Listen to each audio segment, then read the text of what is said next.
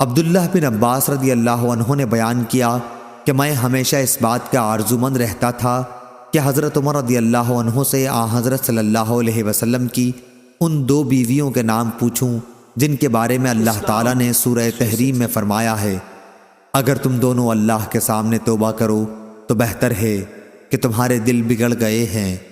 پھر میں ان کے ساتھ حج کو گیا۔ عمر رضی اللہ عنہ راستے سے قضائے حاجت کے لیے ہٹے تو میں بھی ان کے ساتھ پانی کا ایک چھاگل لے کر گیا۔ پھر وہ قضائے حاجت کے لیے چلے گئے اور جب واپس آئے تو میں نے ان کے دونوں ہاتھوں پر چھاگل سے پانی ڈالا اور انہوں نے وضو کیا۔ پھر میں نے پوچھا، یا امیر المومنین رضی اللہ عنہ، نبی کریم صلی اللہ علیہ وسلم کی بیویوں میں وہ دو خواتین کون سی ہیں جن کے متعلق اللہ تعالیٰ نے یہ فرمایا کہ تم دونوں اللہ کے سامنے توبہ کرو؟ انہوں نے فرمایا، ابن عباس تم پر حیرت ہے، وہ تو عائشہ اور حفصہ رضی اللہ عنہا ہیں۔ پھر عمر رضی اللہ عنہ میری طرف متوجہ ہو کر پورا واقعہ بیان کرنے لگے۔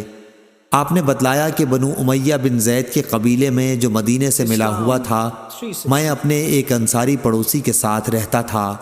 ہم دونوں نے نبی کریم صلی اللہ علیہ وسلم کی خدمت میں حاضری کی باری مقرر کر رکھی تھی۔ ایک دن وہ حاضر ہوتے اور ایک دن میں۔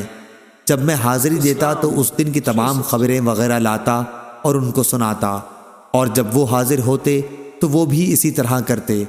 ہم قریش کے لوگ مکے میں اپنی عورتوں پر غالب رہا کرتے تھے، لیکن جب ہم ہجرت کر کے انصار کے یہاں آئے تو انہیں دیکھا کہ ان کی عورتیں خود ان پر غالب تھیں۔ ہماری عورتوں نے بھی ان کا طریق اختیار کرنا شروع کر دیا۔ میں نے ایک دن اپنی بیوی کو ڈانٹا تو انہوں نے بھی اس کا جواب دیا۔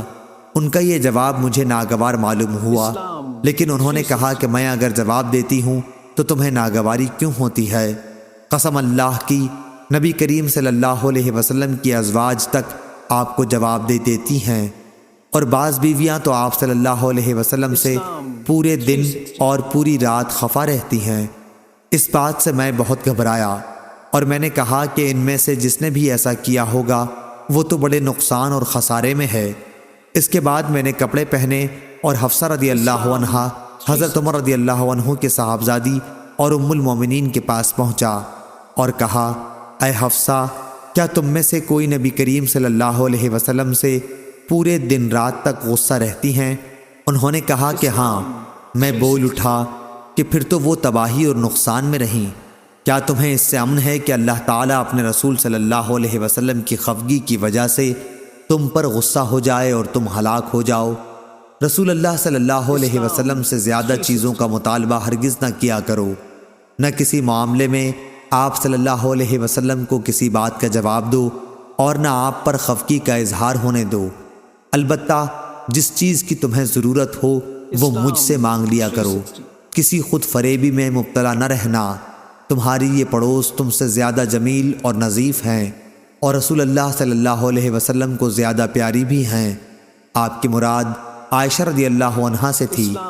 حضرت عمر رضی اللہ عنہ نے کہا، ان دنوں یہ چرچا ہو رہا تھا کہ غسان کے فوجی ہم سے لڑنے کے لیے کھروں کے نعال باندھ رہے ہیں۔ میرے پڑوسی ایک دن اپنی باری پر مدینہ گئے ہوئے تھے، پھر عشاء کے وقت واپس لوٹے۔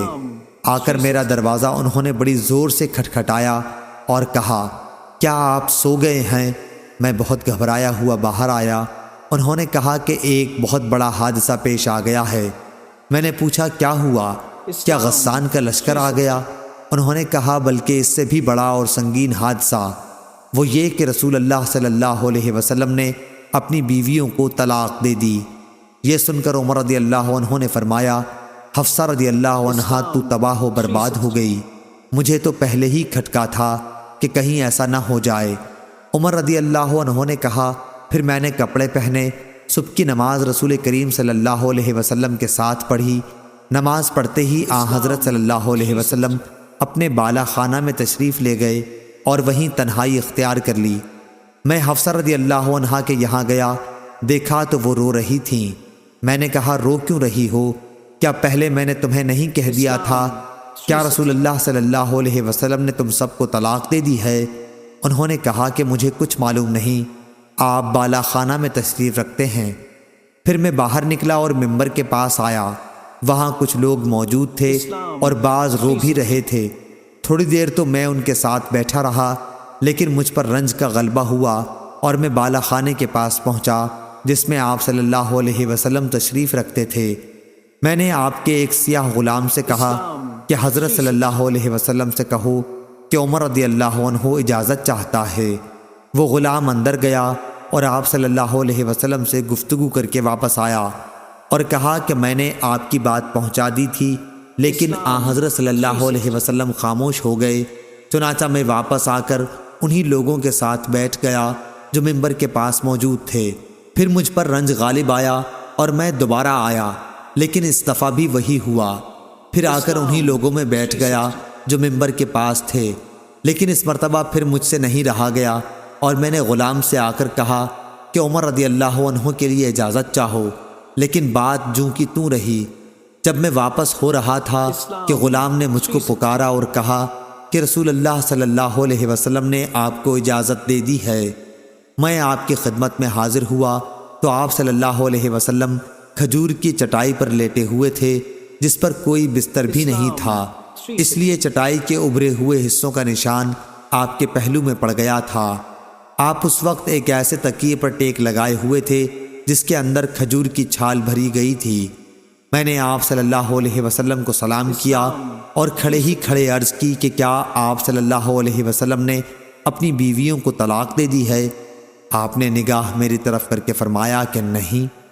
میں نے آپ کے غم کو ہلکا کرنے کی کوشش کی اور کہنے لگا، اب بھی میں کھڑا ہی تھا، یا رسول اللہ صلی اللہ علیہ وسلم، آپ جانتے ہی ہیں کہ ہم قریش کے لوگ اپنی بیویوں پر غالب رہتے تھے، لیکن جب ہم ایک ایسی قوم میں آ گئے جن کی عورتیں ان پر غالب تھیں۔ پھر حضرت عمر رضی اللہ عنہ نے تفصیل ذکر کی۔ اس بات پر رسول کریم صلی اللہ علیہ وسلم مسکرا دیے۔ پھر میں نے کہا، میں حفصہ رضی اللہ عنہا کے یہاں بھی گیا تھا اور اس سے کہہ آیا تھا کہ کہیں کسی خود فریب میں نہ مبتلا رہنا۔ یہ تمہاری پڑوسن تم سے زیادہ خوبصورت اور پاک ہیں اور رسول اللہ صلی اللہ علیہ وسلم کو زیادہ محبوب بھی ہیں۔ آپ عائشہ رضی اللہ عنہا کی طرف اشارہ کر رہے تھے۔ اس بات پر آپ صلی اللہ علیہ وسلم دوبارہ مسکرا دیے۔ جب میں نے آپ صلی اللہ علیہ وسلم کو مسکراتے دیکھا تو آپ کے پاس بیٹھ گیا اور آپ صلی اللہ علیہ وسلم کے گھر میں چاروں طرف دیکھنے لگا۔ بخدا سوا 3 کھالوں کے اور کوئی چیز وہاں نظر نہ آئی۔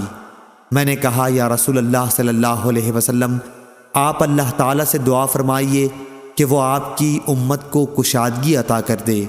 فارس اور روم کے لوگ تو پوری فراخی کے ساتھ رہتے ہیں، دنیا انہیں خوب ملی ہوئی ہے، حالانکہ وہ اللہ تعالیٰ کی عبادت بھی نہیں کرتے۔ حضرت صلی اللہ علیہ وسلم ٹیک لگائے ہوئے تھے۔ آپ صلی اللہ علیہ وسلم نے فرمایا، اے خطاب کے بیٹے، کیا تمہیں ابھی کچھ شبہ ہے؟ تو دنیا کی دولت کو اچھا سمجھتا ہے؟ یہ تو ایسے لوگ ہیں کہ ان کے اچھے اعمال جو وہ معاملات کی حد تک کرتے ہیں ان کی جزا اسی دنیا میں ان کو دے دی گئی ہے۔ یہ سن کر میں بول اٹھا، یا رسول اللہ صلی اللہ علیہ وسلم، میرے لیے اللہ سے مغفرت کی دعا کیجیے۔ تو نبی کریم صلی اللہ علیہ وسلم نے اپنی ازواج سے اس بات پر علیحدگی اختیار کر لی تھی کہ عائشہ رضی اللہ عنہا سے حفصہ رضی اللہ عنہا نے پوشیدہ بات کہہ دی تھی۔